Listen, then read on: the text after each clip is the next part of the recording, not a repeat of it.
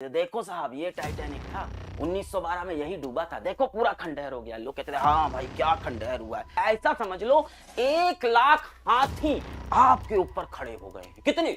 1 लाख हाथी। तो अगर किसी तरह से ये समुद्र में ऊपर भी पहुंच जाते हैं तो भी ये ऑक्सीजन की कमी से मर जाएंगे, क्योंकि 96 घंटे की हुई है। जेम्स कैमरून कौन है? जेम्स कैमरून वो व्यक्ति है जिन्होंने टाइटैनिक मूवी बनाई।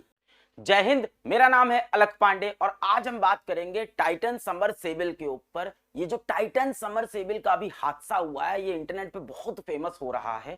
इसका टाइटैनिक से क्या रिश्ता है और ये हादसा कैसे हुआ, ये सभी बातें समझेंगे, डिटेल में समझेंगे, पर थोड़ा जल्दी भी करेंगे।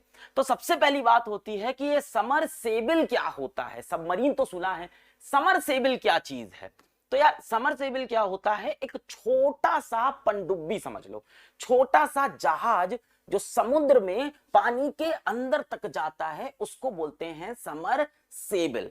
अब देखो इस तरह का होता है सबमर्सिबल।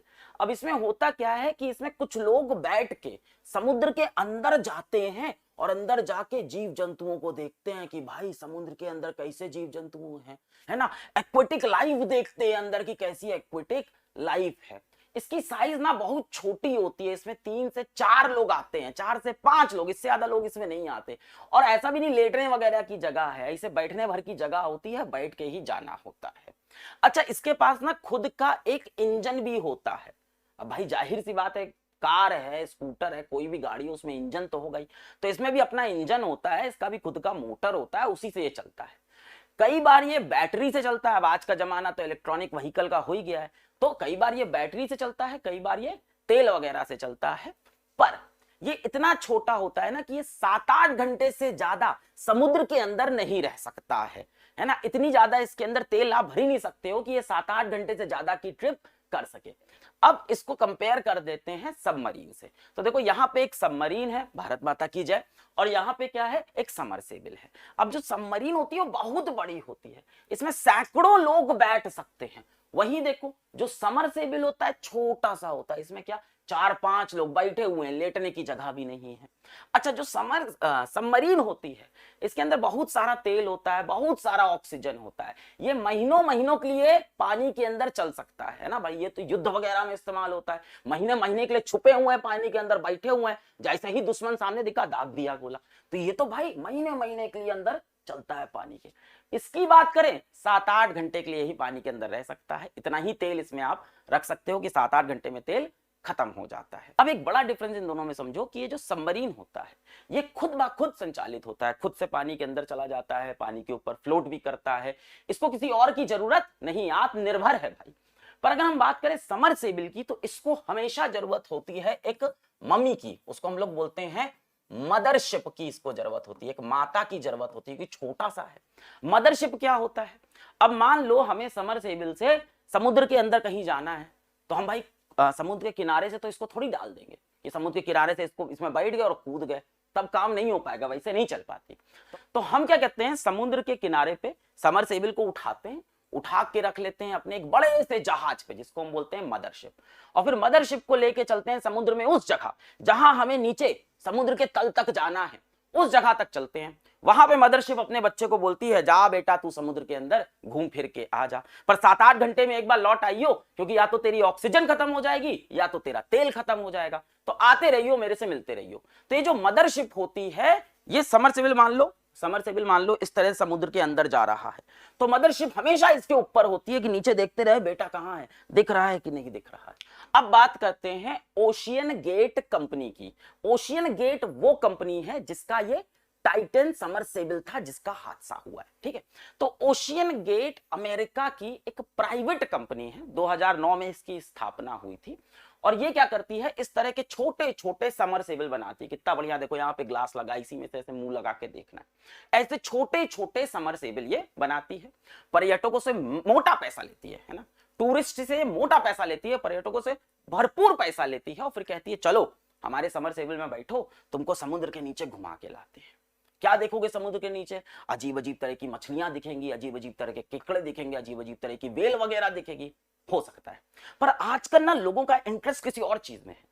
अब लोगों को जो पुराने जहाज वगैरह डूब गए हैं, जो समुद्र के अंदर पड़े हुए हैं, उनका मलबा देखने में इंटरेस्ट है कि वो इस समरसेबल में बैठते हैं, बहुत सारा पैसा देते हैं इस कंपनी को, ओशियन गेट कंपनी को खूब सारा पैसा देते हैं, 7-8 घंटे के लिए समुद्र के अंदर जाते हैं और क्या देखते हैं, आहा ये जहाज कितना अच्छा टूटा है, ये जहाज तो पूरा खंडहर बन गया है।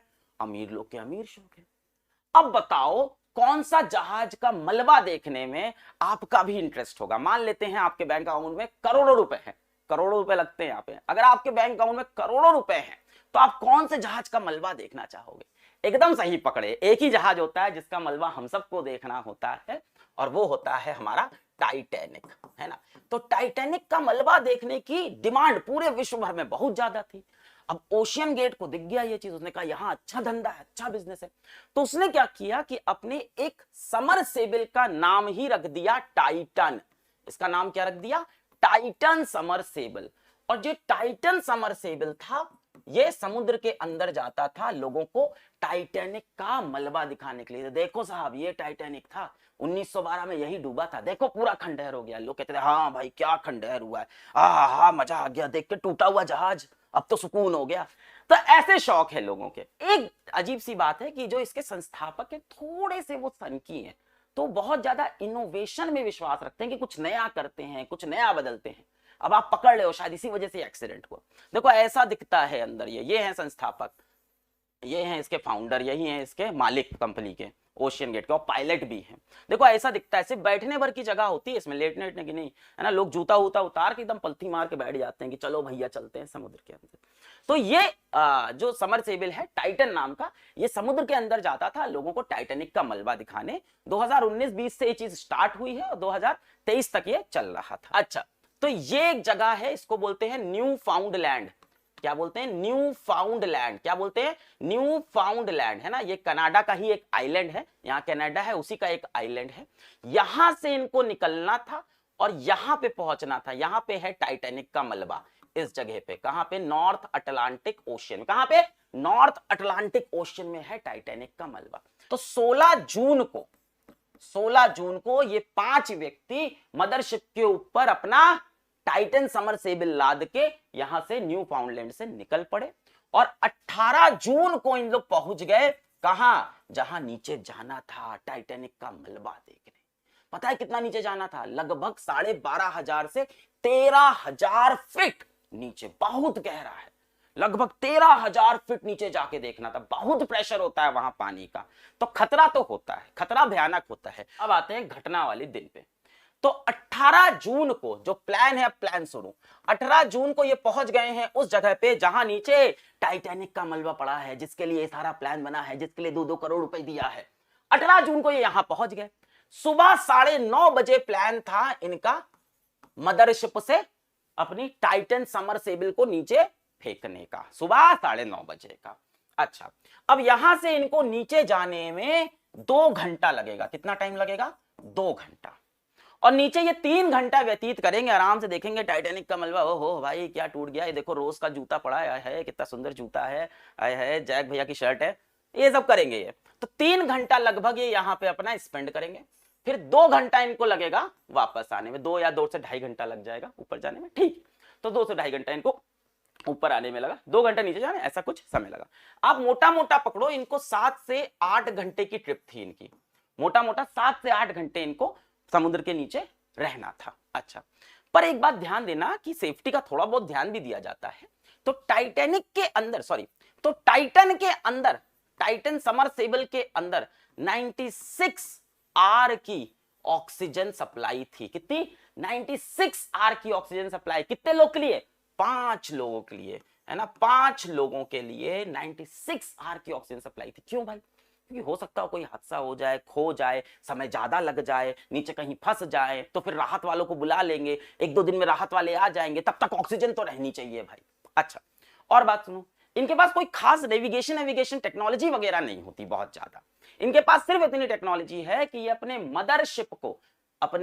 मदरशिप को हर 15 मिनट पे पिंग का एक सिग्नल भेज सके। क्या? पिंग का एक सिग्नल। पिंग के सिग्नल का मतलब है बेटा अभी सुरक्षित है। हर 15 मिनट पे इनको पिंग भेजना है।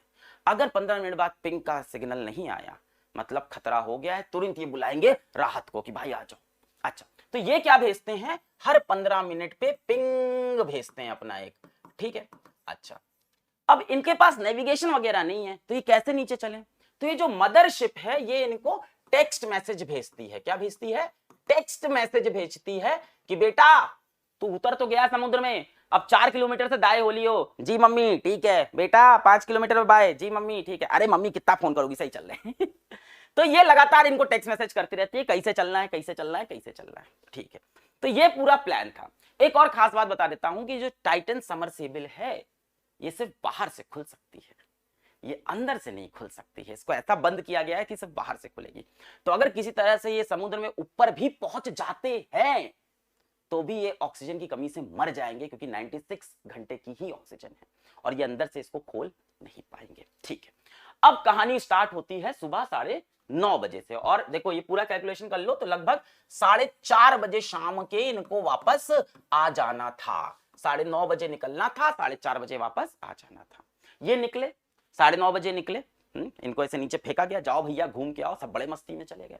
9:45 पे मैसेज आया पिंग, 10 बजे मैसेज आया पिंग, सब सही है बेटा सुरक्षित है। 10:15 पे आया पिंग, 10:30 पे आया पिंग, 11:15 पे आखिरी बार पिंग आया, उसके बाद पिंग आना बंद हो गया, यानी 11:30 वाला पिंग रिसीव नहीं हुआ। अब ये मदरशिप को टेंशन शुरू हो गई कि बेटा तो खो गया नीचे, है ना, टाइटन समरसेबल तो नीचे खो गया, पिंग का मैसेज नहीं आ रहा है। पर एक मिनट, 2020 में भी जब इन लोग इस तरह के ट्रिप पे जाते थे तो पहले भी ऐसा कई बार हुआ है कि 2-2 घंटे के लिए पिंग के मैसेज नहीं आए हैं और इनके समरसेबल खो गए हैं। हाँ, इससे आप समझ रहे हो खतरा तो है ही इसमें, तभी तो साइन वगैरह कराते हैं। तो पहले भी पास की घटनाओं में भी जब ये लोगों को लेके जाते हैं तो 2-2 घंटे के लिए इनका समरसेबल नीचे कहीं खो जाता है, फिर वापस मिल भी जाता है। खैर, तो इनको लगा इस बार भी मिल जाएगा। 1 घंटा हुआ, 2 घंटा हुआ, है ना, 11:30 से 12:30, 1:30, 2, 2:30, 4:30 बज गए, नहीं वापस आए। अब टेंशन शुरू। अब शाम के 7 बजे तक जब ये नहीं मिले, इनका कोई पिंग नहीं आ रहा है, तब लगा मदरशिप को टेंशन। शाम को 7 बजे 7 PM पे इन्होंने यूएस कोस्टल गार्ड को, यूनाइटेड स्टेट्स कोस्टल गार्ड को इन्फॉर्म, कनाडा के नीचे ही है यूएस, इधर इधर आओगे नीचे ही साइड में, तो उन्होंने इन्फॉर्म कर दिया कि साहब हमारा एक समरसेबल खो गया है, हमको बचा लो। अब आए राहत कार्य वाले कि चलो अब इनके समरसेबल को ढूंढते हैं। अब अच्छा, अब ये भी लग रहा होगा कि क्यों ढूंढने आ गए भाई, हैं? ये तो कोई इंटरनेशनल कानून फॉलो ही नहीं करते हैं, इन्होंने तो कहीं से वेरिफिकेशन ही नहीं ली है। पैसा भाई पैसा, गरीबों का जहाज डूबता कोई नहीं आता। ये बहुत अमीर लोग, बहुत इन्फ्लुएंशियल लोग गए हैं तो ढूंढने आना पड़ा। तो कहां कहां से लोग आ गए जरा ये भी देखो। कनाडा से जहाज आ गया, प्लेन आ गया, यूएस से प्लेन आ गया, यूएस के जहाज आ गए पानी वाले, कनाडा के पानी वाले जहाज, सब लग गए ढूंढने कि अब चलो समरसेबल को ढूंढे। प्रॉब्लम क्या है, समरसेबल में नेविगेशन नहीं है, तो किसी तरह से उसको ट्रैक करना बहुत मुश्किल है। तरीका यही है कि अब ढूंढो, ऊपर प्लेन चल रहा है, प्लेन ऐसे नीचे देख रहा है कि कहीं समुद्र के ऊपर कहीं मुझको टूटा हुआ कुछ पार्ट दिख जाए, है ना। जहाज भी लगातार देख रहे हैं। जो सबसे ज्यादा मदद करने वाले हैं उसमें ये छोटे छोटे डिवाइसेस आपकी मदद करने वाले हैं जो पानी के अंदर चले जाते हैं। इसमें कोई इंसान नहीं होता, ये अनमैन्ड होते हैं। लगभग 80 घंटे बाद 21 जून की दोपहर, 18 जून को गए थे, 21 जून की दोपहर 1 बजे ये ओडिसिस 6 के, ये क्या है, एक ROV, remotely operated under water vehicle, इसको कुछ मलबे दिखाई पड़े। और वो मलबे कहां दिखे बेटा, वो मलबे दिखे आपको टाइटैनिक जो शिप था उसके मलबे से 500 मीटर की दूरी पे। ये टाइटैनिक शिप का बो है। बो मतलब जहां पे आपने वो पोज देखा होगा, टाइटैनिक वाला ऐसे खड़े थे लोग आगे आके, जो एकदम कोना है, कोपचा है, उसी को बो बोलते हैं। उससे 500 मीटर दूर पे कुछ मलबा दिखा। अच्छा एक बात ध्यान से सुन लो, इस फोटो पे विश्वास मत करना, ये फेक फोटो है, इंटरनेट पे ट्रेंड कर रही है, पर कोई और फोटो मिली नहीं मुझे इसलिए मैंने ये लगाया है, पर ये फोटो असली नहीं है। ऑफिशियल फोटो अभी तक रिलीज नहीं हुई है, जिस समय ये वीडियो में बना रहा हूं, हो सकता है उसके बाद रिलीज हो जाए, बाद में आ जाए, तो मैंने बता दिया। तो कुछ मलबा दिखाई पड़ा, कहां पे, टाइटैनिक शिप से 500 मीटर दूर, यानी ये पहुंच तो गए थे टाइटैनिक शिप तक, है ना। और वहां पे मलबा, मलबे में क्या दिखाई पड़ा, पूंछ दिखाई पड़ी, टेल दिखाई पड़ी, और क्या दिखाई पड़ा, इसका प्रेशर चैम्बर दिखाई पड़ा। अब प्रेशर चैम्बर टूटा हुआ, फूटा हुआ, बिखरा हुआ दिख रहा है, इसका मतलब कि कुछ ना कुछ तो प्रेशर का खेल हुआ होगा। अब क्या हुआ होगा इसके अंदाजे ही लगाए जा रहे हैं, पर जो एक शब्द अभी तक सामने आया है वो है कि इंप्लोजन हुआ है। क्या हुआ है, इंप्लोजन हुआ है। यूएस कोस्टल गार्ड ने डिक्लेयर कर दिया है कि इंप्लोजन हुआ। इंप्लोजन क्या होता है बेटा? एक होता है एक्सप्लोजन, बड़ाम, बाहर की तरफ फटना, एक्सप्लोजन बड़ाम, उसको बोलते हैं विस्फोट। एक होता है इंप्लोजन, पच, अंदर की तरफ ऐसे चिपनी हो जाना, पच, इसको बोलते हैं इंप्लोजन, पच। जैसे आपने देखा होगा वो कोल्ड ड्रिंक वाले जो कैन होते हैं, वो नहीं होते हैं कई बार, उसको अगर पानी की एकदम डालेगा पच से ऐसे पिचक जाते हैं, उसको बोलते हैं इंप्लोजन हो गया, है ना। इसको बोलते हैं अंतर्मुखी स्फोट, विस्फोट नहीं, अंतर्मुखी स्फोट, इंप्लोजन। तो इसका इंप्लोजन हुआ ये माना गया है। कैसे हुआ आप समझते हैं? जब आप समुद्र में इतनी गहराई में होते हो, कितनी गहराई में थे बेटा? ये 13,000 फीट नीचे थे। कहां पे थे? 13,000 फीट नीचे। जब आप 13,000 फीट नीचे हो, 13,000 फीट नीचे, तो बहुत प्रेशर लगता है पानी का। कितना? 350 से 400 एटमॉस्फेरिक प्रेशर। यहां कितना लग रहा है? 1 एटमॉस्फेरिक।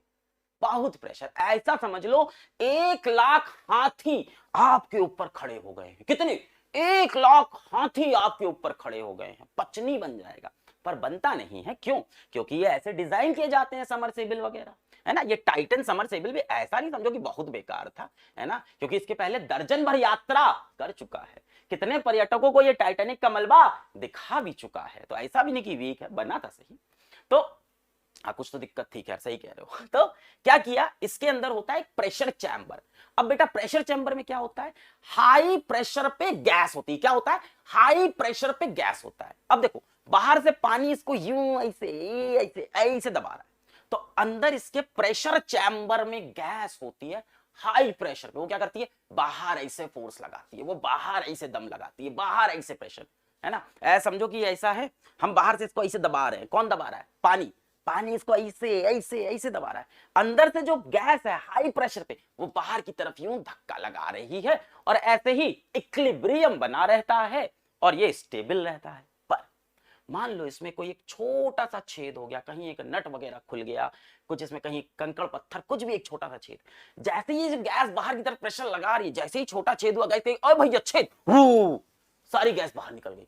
जैसे ही गैस बाहर निकली, अंदर से भैया लोग हट गए। वो खेलते हो खिच्चम खिच्ची, टग ऑफ वॉर। एक तरफ से लोग खींच रहे, दूसरी तरफ से लोग, इधर से लोग छोड़ दे, क्या होगा? खींच के ले जाएंगे। तो वही हुआ, गिर भी जाएंगे। यही कह रहे, गिर जाते हैं उधर। तो यही हुआ, ये सारी गैस बाहर निकल गई, छोटे से छेद से बाहर निकली, और पानी ने इसको चाट से पचनी बना दिया। कैसे? चाट से पचनी। और ये पचनी बनने में लगा 20 मिली सेकेंड। वैसे तो दुर्घट घटना है, सिर्फ इसमें एक छोटी सी सही चीज हुई। अब क्या बोलूं कि कम से कम लोगों को पेनलेस डेथ मिली, है ना, दर्दनाक मौत नहीं हुई, बिना दर्द के मर गए। 20 मिली सेकेंड में ऐसे पलक झपकते ही उनकी पूरी बॉडी ऐसे पिचक गई और वो खत्म हो गए। तो जो इनके घर वाले हैं, ऑफ कोर्स उनको बहुत दुख है, पर वो कह रहे हैं चलो कम से कम पेनलेस डेथ तो हुई, है ना। तो ये था पूरा आपका टाइटन समरसेबल का कांड या उनका हादसा, जो टाइटैनिक देखने गए थे। और कितनी आयरनी है कि टाइटैनिक देखने गए थे, टाइटैनिक का जो हाल हुआ इनका भी वही हाल हुआ। और कहां पे हुआ? 500 मीटर की दूरी पे। यहां इसका मलबा पड़ा है, यहां इसका मलबा पड़ा है। नेक्स्ट देखो क्या है। नेक्स्ट है थोड़ा सा हंसी मजाक वाली चीज है कि ये लोगों से तो 2-2 करोड़ रुपए लेते थे, पर ये टाइटन समरसेबल को चलाते थे वीडियो गेम के रिमोट से। भाई बहुत अजीब आदमी है ये, ठीक है। वीडियो गेम के रिमोट से चला रहे थे ये। अमेजॉन पे जाके इस वीडियो गेम रिमोट का प्राइस देखो, 3500 रुपए का आता है ये। 3500 रुपए के रिमोट से खेला खेल रहे थे। और पता है रिमोट भी वैसे ही चलता है, मतलब इसे आगे का बटन दबाओ तो समरसेबल आगे चला जाएगा, लेफ्ट बताओ तो लेफ्ट चला जाएगा। अब पूछ रहे हो कि उससे लात चलेगी क्या? लात और पैर चलेगा इधर वाले बटन से? नहीं, वो सब नहीं होता। तो ये वीडियो गेम के बटन चलाए तो बहुत ज्यादा ये एक्सपेरिमेंट करते थे। इस बात पे इनकी काफी आलोचना हुई कि इस तरह की चीजें क्यों कर रहे हो भाई, बाकी समरसेबल जैसे चलती है वैसे चलाओ। तो ये बहुत एक्सपेरिमेंट, बहुत इनोवेशन में विश्वास रखते थे। अगली जो कहानी है भाई वो भी बड़ी इंपॉर्टेंट है, वो है जेम्स कैमरून की। अब जेम्स कैमरून कौन है? जेम्स कैमरून वो व्यक्ति है जिन्होंने टाइटैनिक मूवी बनाई। अब आपको गुस्सा आ रहा होगा कि मास्टर ये क्या बात हुई, जिसने टाइटैनिक मूवी बनाई उसकी भी राय ले लोगे क्या? ये तो मूवी बनाए हैं। नहीं भाई ऐसा नहीं है। जेम्स कैमरून बहुत बड़े एडवेंचरर भी थे। ये खुद 33 बार टाइटैनिक का मलबा देखने नीचे गए थे। इन्होंने जो क्रिटिसाइज किया वो किया कार्बन फाइबर पे, कि मैंने आपको बताया था अगर याद करो शुरुआत में कि समरसेबल को स्टील या टाइटेनियम से बनाया जाता है क्योंकि वो मजबूत होते हैं। पर अपने रश भैया ने टाइटन समरसेबल को और ओशन गेट के समरसेबल्स को कार्बन फाइबर से बना रहे थे। तो क्या कार्बन फाइबर मजबूत नहीं होते? होते हैं। कार्बन फाइबर का सबसे ज्यादा इस्तेमाल कहां होता है, सबसे बड़ा इस्तेमाल कहां होता है? एरोप्लेन में। तो जो एरोप्लेन होता है उसको मजबूत होना चाहिए, है ना, ऊपर जा रहा है हवा में, मजबूत होना चाहिए, तो उसको स्टील का बना देते हैं। पर यार स्टील का बनाओगे तो भारी हो जाएगा, और भारी हो जाएगा तो तेल बहुत खर्चा होगा, तेल बहुत खर्चा होगा तो आपसे और पैसा लेंगे फ्लाइट पे बैठने का, तो महंगी हो जाएगी, है ना। तो अफोर्डेबल भी करना है, थोड़ा कम प्राइस भी रखना है। तो इसीलिए जो प्लेन है उसको स्टील से ना बना के कार्बन फाइबर से बनाते हैं। कार्बन फाइबर मजबूत तो है पर साथ ही साथ वेट में हल्का है। तो स्टील की जगह कार्बन फाइबर को एरोप्लेन में यूज करते हैं, क्योंकि इसमें मजबूती तो है, स्ट्रेंथ तो है, पर वेट में हल्का भी है। अब यही चीज रश भैया ने लगा दी किसमें? समरसेबल में। उन्होंने कहा यहां से भी स्टील हटाते हैं, हल्की चीज लगाते हैं, तेल भी बचेगा, ज्यादा लंबा ट्रेवल करेंगे, मजा आएगा, और साथ ही साथ ये मजबूत तो है, ये मजबूती भी रखेगा। पर एक चीज जो शायद उन्होंने सोची या नहीं सोची, एक जो गलत चीज थी वो ये थी कि भाई एरोप्लेन ऊपर जाता है, ऊपर प्रेशर बहुत कम होता है, ऊपर तो प्रेशर बहुत कम होता है, हवा का दबाव बहुत कम होता है। पर जब आप पानी के नीचे जाते हो तो प्रेशर बहुत ज्यादा होता है। ये चीज वो भूल गए कि कार्बन फाइबर एरोप्लेन में ऊपर लेके जा रहा था, तो वहां प्रेशर वाला गेम नहीं था, कंप्रेसिव स्ट्रेस की बात नहीं थी। पर जब आप नीचे जा रहे हो तो कंप्रेसिव स्ट्रेस की बात है, दबाव आ रहा है, ये प्रेशर वाली चेंज हो गया, एक अलग चीज हो गई। तो कार्बन फाइबर कंप्रेसिव प्रेशर में, कंप्रेसिव स्ट्रेस में कैसा बिहेव करता है, इस पे अभी रिसर्च चल रही है, अभी कोई पुख्ता सबूत नहीं है। अभी के लिए कहा जाता है स्टील का ही इस्तेमाल करो, और ये भाई साहब ने कार्बन फाइबर का इस्तेमाल किया। खैर अब बहरहाल जो होना था हो चुका है, अब इन्वेस्टिगेशन लगातार चल रही है। पांचों लोग को अभी भी ढूंढ रहे हैं, पर चांसेस बहुत कम हैं, और आगे भी अभी रीजंस आएंगे। हो सकता हो ये वीडियो कुछ आने वाले टाइम में इररिलेवेंट हो जाए, क्योंकि और सारे रीजंस आ जाए। अभी तक की इतनी अपडेट थी, मिलेंगे फिर से। जय हिंद। ये एआई, ये रोबोट हमारे बराबर नहीं, हमसे ज्यादा बुद्धिमान होने वाले हैं।